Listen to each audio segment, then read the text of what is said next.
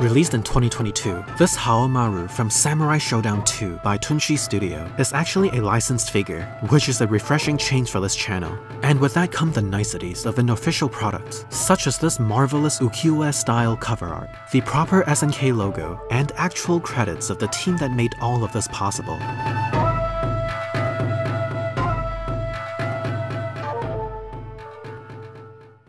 Depending on the art style of a particular title, Haohmaru's appearance can change slightly in just about every iteration. But both head sculpts had captured all the staple features of his character, such as that charismatic face, the thick eyebrows, the scar by his chin, and that cheeky smirk. So no matter which entry was your favorite, there's no dispute that this is Haohmaru. Inspired by Haohmaru, who is a character from a 70s manga called Dororo, Haohmaru's iconic hairdo is nothing short of magnificent. You can look at the head sculpt from basically any angle, and his hair would appear as if they were drawn in by the bold and broad strokes of a manga panel. It's pretty surreal.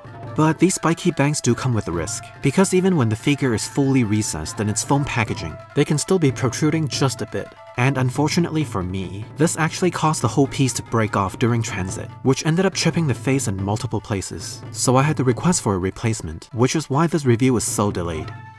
In any case, this costume is full of subtle details that perfectly encapsulates the character's minimalist design. The thread count on the fabric is on the low side, which gives it an overall rustic feel. The black collar has a wired lining from end to end, so it's really easy to style, especially if you want to get a fold right above the belt.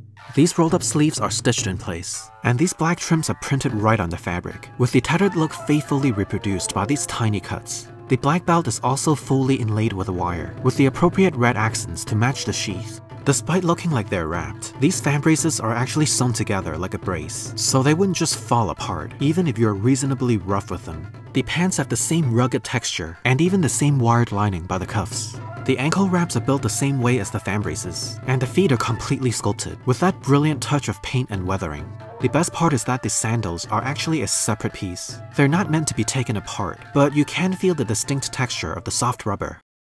Now, understandably, Haohmaru can't reproduce those super dynamic poses from the game given the limits of your typical 6-scale articulations. The ponytail is connected by a ball joint, so it's got a bit of movements. Along with a little side-to-side tilt, the neck can swing pretty far back thanks to the soft rubber torso.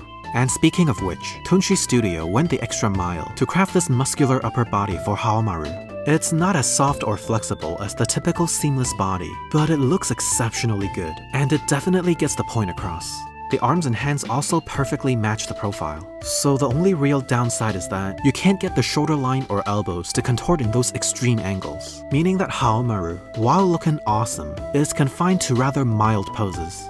Though realistically, even a full seamless body might have difficulty replicating the fluidity of a fighting pose, which is why I'd argue that what we have here is not too shabby at all.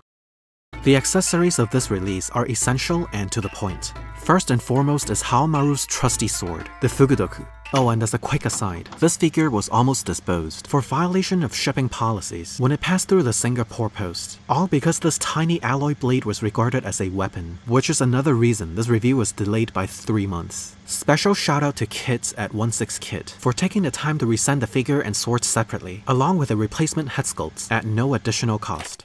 Anyway, Tunshi Studio did not miss even the tiny inscription on the sword. These faint kanji characters here read Namu Amida Butsu, which is a prevalent Buddhist mantra, along with a metallic handguard that's decorated on both sides. The handle is also meticulously wrapped in real fabric. It certainly is a respectable feat, but it does run the risk of coming loose when you slip it through the hand parts. And while we're here, the variety of hand poses are pretty tough to get in and out of the wrist pegs, especially for these new and unstretched slots. So as usual, I highly recommend using a hair dryer to slightly heat up the hand parts before swapping them out, and be extra careful with the fabric wraps when inserting the sword. Next we have this manga-style blade slash effect that also works really well as Haohmaru's signature move, Kogetsuzan. This thing can slip into the blade without much fuzz, and despite the limited articulations, posing for this move is actually quite attainable. Next we have this whirlwind effect from Haohmaru's other signature move, Senpuretsuzan. This thing is super light and comes with its own clear base. Together, it makes for a great set piece with Haohmaru. Then we have this sake jug that's properly weathered and cold to the touch, similar to that of a pottery jar. The kanji here reads gin, meaning to recite or versify, like singing a poem. Even the cork has these sculpted details, and it's removable as you might expect. This jug also comes with its own adjustable string, so it easily hooks onto the sword, belts, or hands. Next we have 3 tiny sticks. You can actually fit one of these into the left side of the smirking face. It's more of a cultural topic as to why samurais would chew on a blade of grass or a toothpick, but here it's more of a method of characterization. And on that note, this look is totally on brand with Haohmaru's attitude.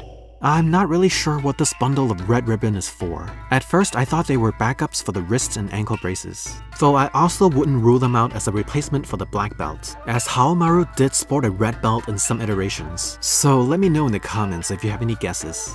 And finally, we have this display stand that comes with not 1, but 2 bendable stems at different lengths as dynamic display options. The nameplate is sculpted to have a wood-like appearance, with a beautiful calligraphy of Haohmaru's name engraved in the middle. For the size comparison, we're starting with this VTS Toys Ghost of Tsushima, as Jin Sakai is my only other video game samurai. Haohmaru is officially listed as 5'8", which makes this 12-inch figure slightly too tall. Excluding the superfluous hair, I'm glad to find that Haohmaru's imposing stature did not cause the height and proportions to go completely out of whack. Next we have a few fellow SNK veterans, such as this Mai Shiranui 2.0 by Genesis Enon, which I've swapped to a classic costume, and Iori Yagami in his KOF 14 costume. I seriously hope Haohmaru makes a guest appearance in the new KOF 15 alongside Nakoruru, maybe as Team Samsho or something. And speaking of crossovers, here we have Medicom's Chun-Li and Cammy as they appeared in Capcom's Street Fighter 4. The high school nerd in me is trembling from the Capcom vs SNK2 vibes here, as if this battle is about to explode. So there you have it, the 1/6 scale Haohmaru by Tunshi Studio. Other than the unfortunate mishap with the damaged head sculpts, this release is a complete victory. The attention to details here is unparalleled. The sculpted face and hair are downright gorgeous, and the accessories are succinct. Limited articulations aside, this figure is truly a love letter dedicated to the fans of the Samurai Shodown series. Thanks for watching, and I'll see you in the next video.